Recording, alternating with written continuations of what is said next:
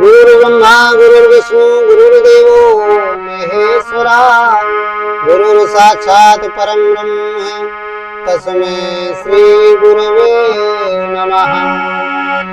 ध्यानमूलं गुरुर्मूर्ति पूजामूलं गुरुपदं मंत्रमूलं गुरुर्वाक्यं मोक्षमूलं गुरुकृपा अवखण्डमण्डलाकारम् अव्याप्तेन चराचरम् तत्पदं दर्शितं येन तस्मै श्रीगुरुवे नमः। भवानी शंकरो वन्दे श्रद्धा विश्वासं ओयाभ्यां विना न पश्यन्ति सिद्धा स्वान्ति स्थितमीश्वरम् वन्दे बोधमयं नित्यं गुरुमङ्कररूपिणम्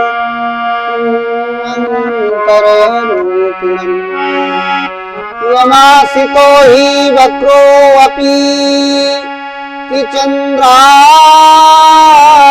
सर्वत्र वन्दते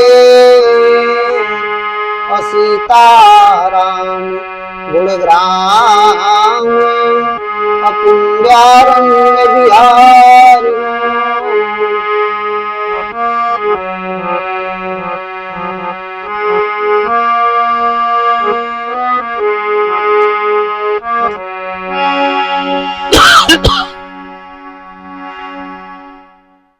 आज का जो प्रसंग है मेरे प्रिय श्रोता बंधुओं, जो आज की चर्चा है वो ये है कि क्यों आवश्यक है जीवन में सत्संग सुनना। सत्संग सुनना क्यों आवश्यक है जीवन में, इस बात पे हम चर्चा करेंगे। तो सत्संग क्यों सुनना जरूरी है, हम आप लोगों को सत्संग सुना रहे हैं तो सुनाना क्यों जरूरी है और सुनना क्यों जरूरी है, जीवन में सत्संग सुनना क्या जरूरी है, ऐसा क्या विशेषता है, ऐसा क्या सत्संग में है जो शास्त्रों वेद पुराणों में सभी शास्त्रों का जो गायन करते हैं, वर्णन करते हैं, प्रवचन करते हैं, ऋषि मुनि महात्मा तत्वदर्शी सदगुरु सभी कहते हैं सत्संग करिए, सत्संग करिए, सत्संग सुनिए। तो ऐसी क्या है विशेषता, क्यों आवश्यक है जीवन में सत्संग सुनना। तो आइए हम बताते हैं आप लोगों को, आप लोग ध्यान से सुनिएगा। संत गोस्वामी तुलसीदास जी ने रामचरितमानस में सत्संग शब्द के बारे में कई जगह लिखा है और अलग अलग व्याख्यान दिए हैं। मैं उन सभी को बता रहा हूं आपको, आप लोग श्रवण करें। गोस्वामी जी लिखते हैं,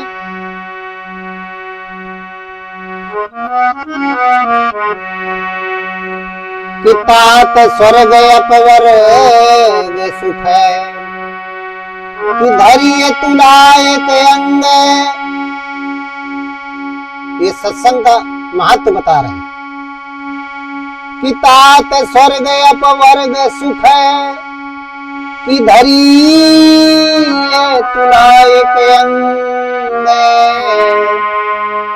और क्या बताया कि तूल न ताहि सकल मिली, जो सुख लव सत्संग।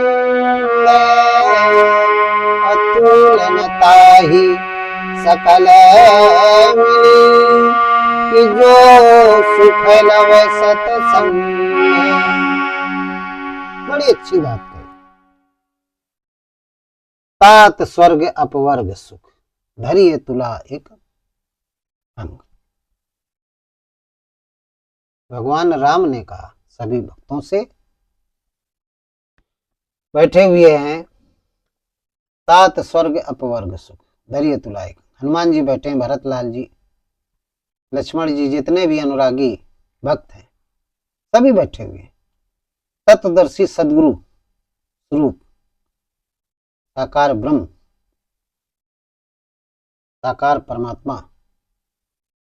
सदगुरु श्री राम जी कहते हैं, सत्संग के बारे में बता रहे हैं कि सत्संग क्या है, उसकी महिमा क्या है, उसका महत्व क्या है, उसका वजन क्या है। कहते हैं तात स्वर्ग अपवर्ग सुख, स्वर्ग के सुख और अपवर्ग यानी मोक्ष का सुख सबको यदि तराजू के एक पलवे में रख दिया जाए, धरिए तुला एक अंग, तराजू के एक तरफ पलवे में स्वर्ग का सुख और मोक्ष का सुख, सारे सुखों को रख दिया जाए तो तूल नताई सकल मिल, ये सभी प्रकार के सुख जितने हैं वो उसको, और एक तरफ क्या रख दिया जाए, सत्संग, एक तरफ सत्संग रूपी सुख को एक पलवे में रख दिया जाए और एक तरफ स्वर्ग के सुख और मोक्ष के सुख, लोक और परलोक के सारे सुखों को रख दिया जाए तो तूल नताई सकल मिल, वो सारे सुख, स्वर्ग के सुख और मोक्ष के सुख, जितने भी सुख हैं उस सत्संग रूपी सुख को तौल नहीं सकते, उसकी बराबरी नहीं कर सकते। वो पलवा नीचे ही रहेगा, ऊपर नहीं रहेगा, उसकी वजन को कम नहीं कर सकते। तो सबसे बड़ा सुख क्या है, सत्संग का सुख। और सत्संग के अवतार कौन थे रामचरितमानस में, त्रेता युग में? शत्रुघ्न जी थे। जब सत्संग, शत्रुघ्न रूपी सत्संग रहता है व्यक्ति के अंतःकरण में या परिवार में, तो नाम शत्रुघ्न वेद प्रकाशा, ये वेदों ने ऐसा कहा गया है, जो रिपुओं का नाश करता है, शत्रुओं का नाश करता है। सत्संग से अंतःकरण में जो शत्रु हैं, काम क्रोध मद लोभ ईर्षा द्वेष पाखंड, जो आसुरी वृत्तियां हैं, इनका नाश होता है। इसलिए भगवान राम जी शत्रुघ्न को वन में नहीं ले गए थे, क्योंकि भगवान राम के विरह में सारी प्रजा दुखी थी। और जब दुखी होता है व्यक्ति, दैहिक दैविक भौतिक तापा, ये तीनों ताप आ गए थे।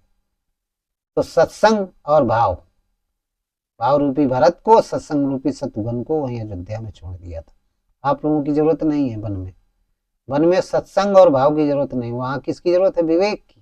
क्योंकि वन में तमाम प्रकार के हिंसक पशु पक्षी भूत प्राणी होंगे, उनसे निपटने के लिए किसकी जरूरत है, विवेक की। यदि विवेक नहीं तो आप जरा जरा सी बात में उलझ जाएंगे, और उलझ जाएंगे झगड़ा कर लेंगे, मुसीबत में फंस जाएंगे। यदि विवेक है तो बड़े से बड़े झगड़ों, बड़े से बड़े मसलों को आप बड़ी आसानी से उनको निपटा लेंगे।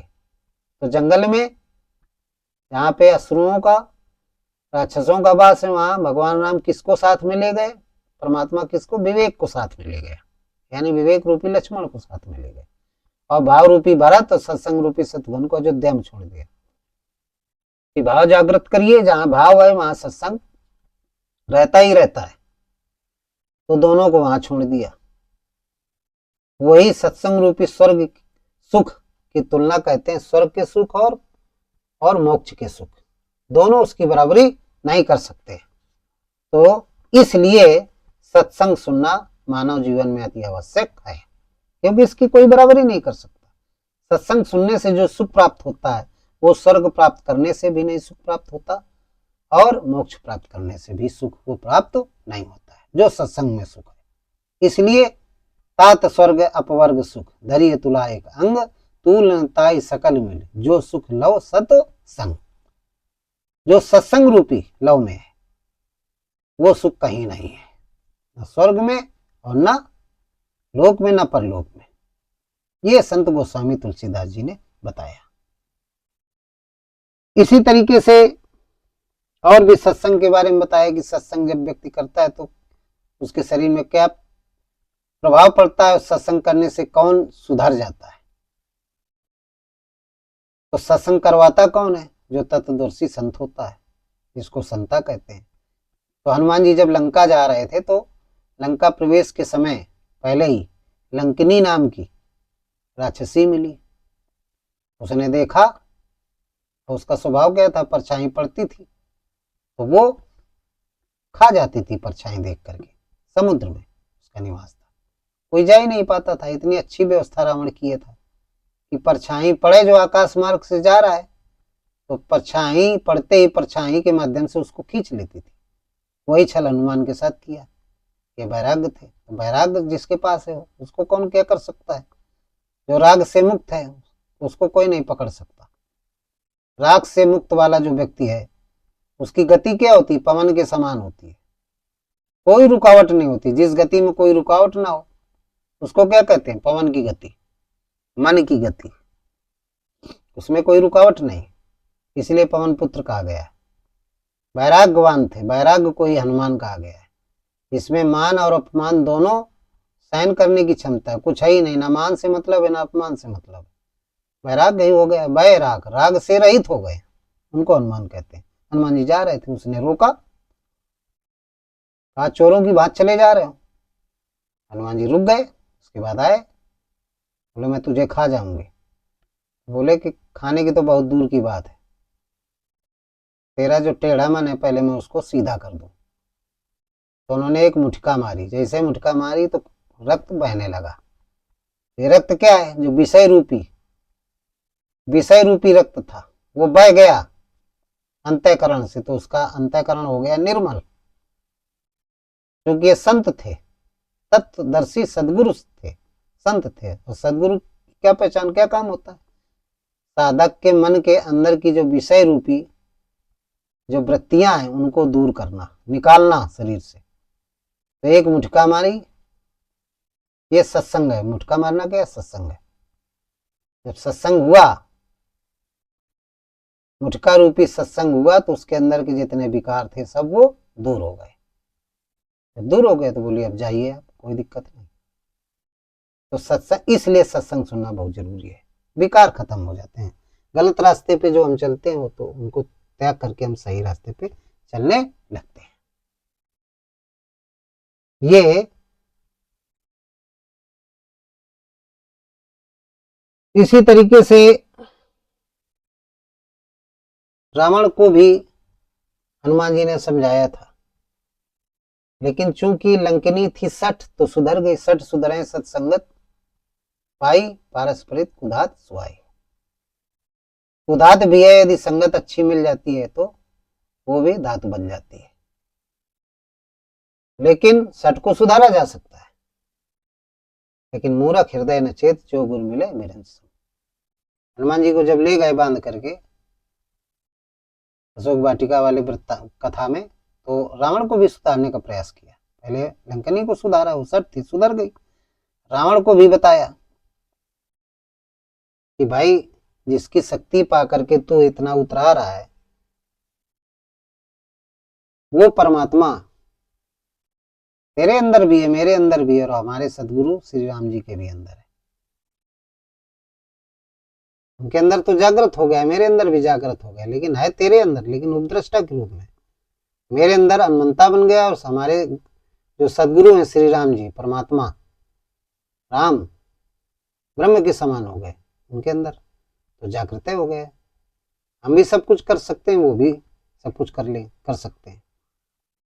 तो उनका थोड़ा सा बल पा करके तू उनकी पत्नी को चुरा लाया, ये बड़ा अपराध किया। अभी समय है, मान जाओ और क्षमा मांग लो हमारे गुरुदेव भगवान से, फिर लंका अचल राज लंका तुम करो। लंका का अचल राज करो, कोई मतलब नहीं। लेकिन रावण कौन था? मोह रूपी रावण था। मोह को ही रावण कहा गया। इस शरीर के अंदर जो रावण है वो मोह है। मोह सकल व्याधिन कर मूला तीते उपजत है बहु सूला, वो समझ ही नहीं लिखा। मोह आ जाए तो सभी प्रकार के जो भी राक्षस हैं वो भी आ जाते हैं। मोह इनका प्रधान है, लीडर है, इनका राजा है। इसलिए मोह को सबसे बड़ी व्याधि कहा गया है। आदि व्याधि उपाधि सबसे बड़ी व्याधि कहा गया है। तो मोह कोई बात समझ में नहीं आई, क्योंकि मूर्ख हृदय न चेत जो गुरु मिले विरंच सम। हनुमान जी जैसे वैरागवान सदगुरु के मिल जाने पर भी यदि नहीं वो सुधर रहा है तो समझ लो वो मूर्ख है। और बुद्धि की सर्वोच्च स्थिति जो ब्रह्मा कहते हैं बुद्धि की चार स्थितियां होती हैं।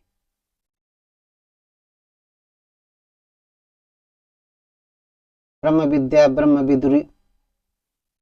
विदुर, ब्रह्म विदुरयान, ब्रह्म विदुरिष्ट, ये चार स्थितियां होती हैं। तो चौथी स्थिति वाली बुद्धि रूपी कोई सदगुरु भी आ जाए वो भी नहीं ब्रह्मा के समान, वो भी नहीं समझा सकता है।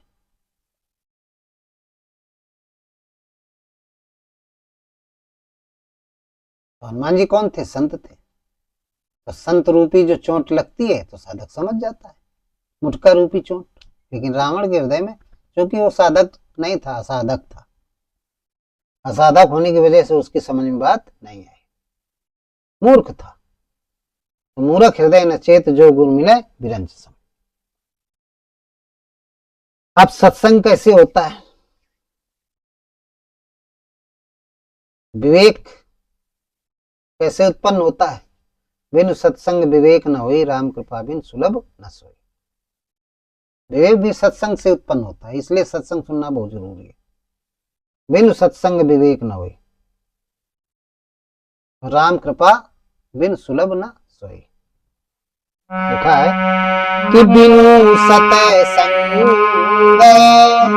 अविवेक न होई, राम कृपा बिन सुलभ न सोई। बिनु सत्संग विवेक न होई, राम कृपा बिनु सुलभ न सोई। राम कृपा बिनु सुलभ न सोई।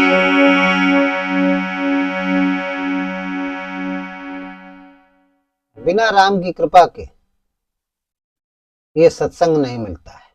जिसको सत्संग मिल गया या जो सत्संग में चला गया, नित्य सत्संग कर रहा है, उसके अंदर विवेक जागृत हो जाता है।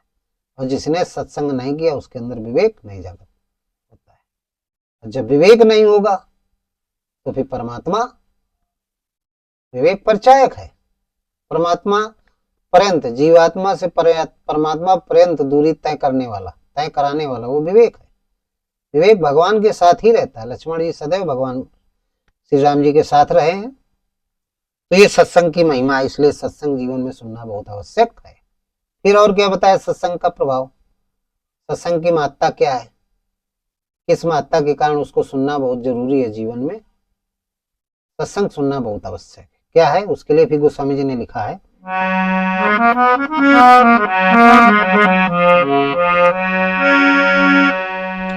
कि जन फल अपेक्षीय तत्काला, अपात बतहु मराला। कि जन फल अपेक्षीय तत्काला, अपात बतहु मराला, अपात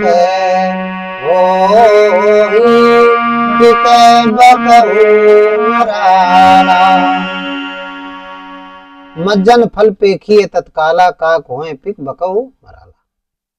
सत्संग का और क्या प्रभाव पड़ता है? सत्संग सुनने से और क्या प्राप्त होता है? क्या प्रभाव पड़ता है? क्या हो जाता है? मज्जन फल पेखिए तत्काला। जब सत्संग करता है कोई साधक, तो यदि काक के स्वभाव का है, कौवा के स्वभाव का है, तो सत्संग सुनने के बाद वो पिक हो जाता है, कोयल हो जाता है। और यदि बगुले के स्वभाव का है तो वो हंस हो जाता है। इतनी बड़ी ताकत है सत्संग में, इसलिए सत्संग सुनना जीवन में बहुत आवश्यक है। मज्जन फल पेखिए तत्काला, मज्जन फल पेखिए तत्काला, अकाक होए पिक बकऊ मराला। मज्जन फल, इसके मज्जन करने से जो फल प्राप्त होता है, उस फल का प्रभाव ये होता है कि यदि वो कौवे के स्वभाव का है, भक्त प्राणी, भूत प्राणी, तो वो हो जाएगा कोयल के स्वभाव का। और यदि बगुले के स्वभाव का है तो हो जाएगा हंस के स्वभाव का, वो हंस हो जाएगा। कौवा कोयल हो जाएगा और हंस बगुला हंस हो जाएगा। सत्संग का फल तुरंत मिलता है, उसमें देर नहीं, तत्काल पेखिए तत्काला। सत्संग आप करेंगे तो फल आपको तुरंत मिलेगा। आपके घर में परिवर्तन होने लगेगा। पूरा घर सत्संग करे, पूरा घर सत्संग सुने, आप सुने, आपके घर के लोग सुने, हमारा आप सत्संग सुन रहे हैं, आपके अंदर परिवर्तन होगा निश्चित रूप से, यदि श्रद्धा भाव से आप सुनेंगे।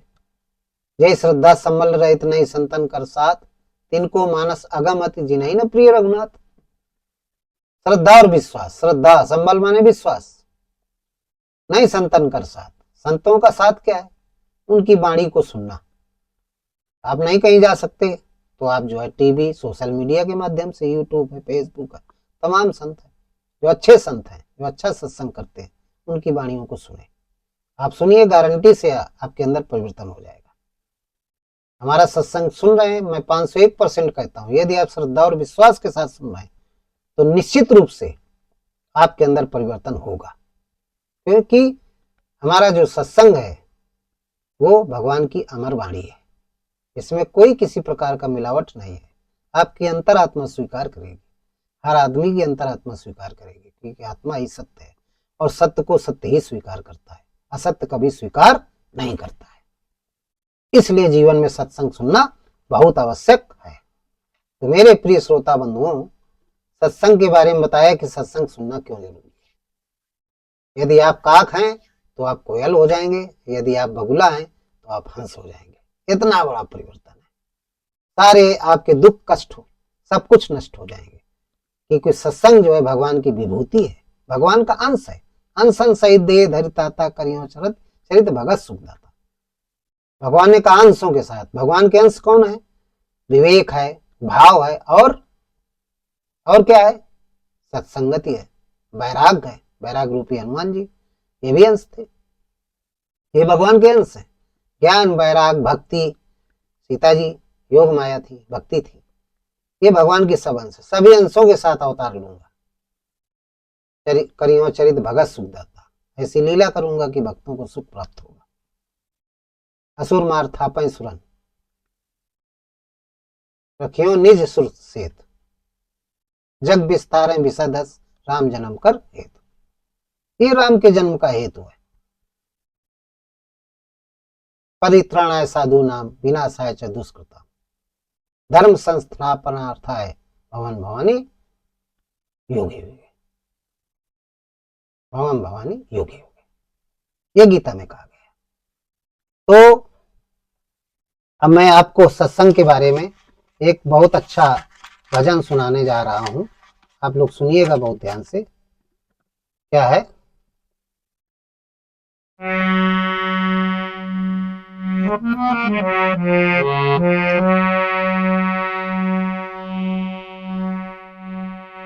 तो क्या सोच करे पागल मनवा,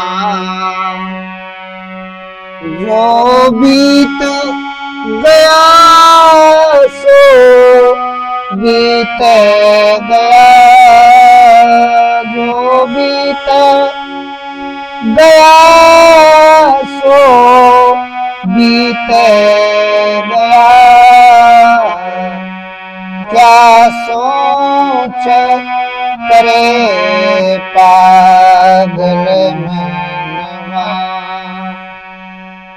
जो बीत गया सो बीत गया,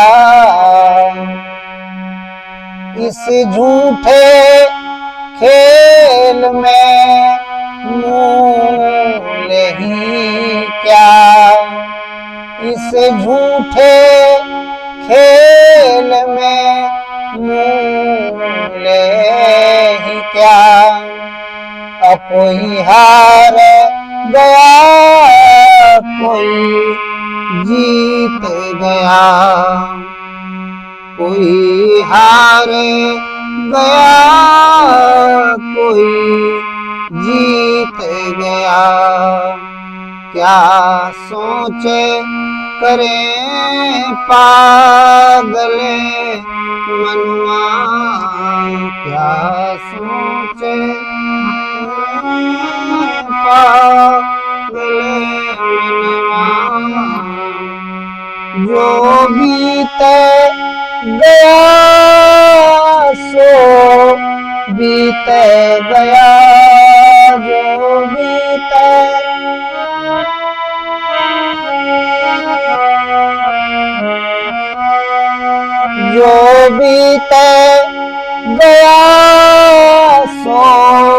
बीत गया, इसे झूठे खेले में मूल ही क्या। कोई हार गया, कोई जीते गया, क्या सोचे करे पागल मनवा। जो बीते गया सो बीते गया, हम चाहे वही हो,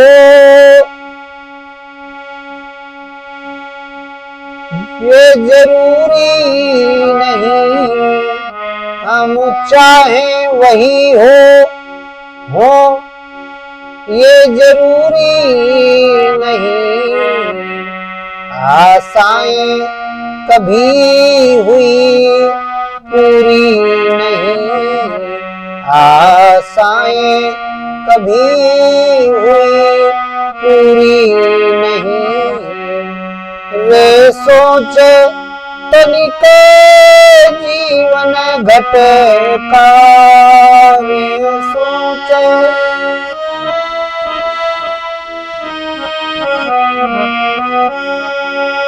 वे सोचे तनिक जीवन घटका। श्वासों श्वास फल कितना रीत गया, श्वास फल कितना रीत गया। क्या सोचे करे पागल मनवा। जो बीते गया सो बीते गया, इन झूठे खेलों में मूल ही क्या।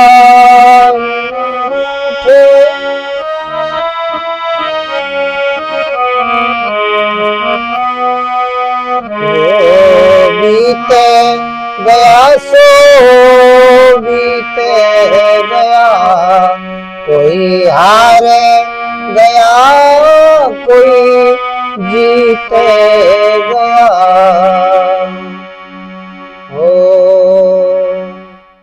तो इस तरीके से क्या सोच करें पागल मनवा, कोई बीत गया कोई हार गया, कोई जीत गया कोई हार गया। तो सत्संग में इतनी बड़ी ताकत है, क्षमता है कि आपका जीवन ही बदल जाएगा। इसलिए हर व्यक्ति को जीवन में सत्संग सुनना बहुत आवश्यक है। इन्हीं शब्दों के साथ आज का प्रसंग हम समाप्त करते हैं। बोलिए सद्गुरुदेव भगवान की जय। हृदय में स्थित परमात्मा राम की जय। संत समाज की जय, भक्त समाज की जय। सर्वे भवन्तु सुखिना, सर्वे सन्तु निरामया, सर्वे भद्राणि पश्यन्ति मा कश्चित् दुःखभाग् भवेत्। ओम राम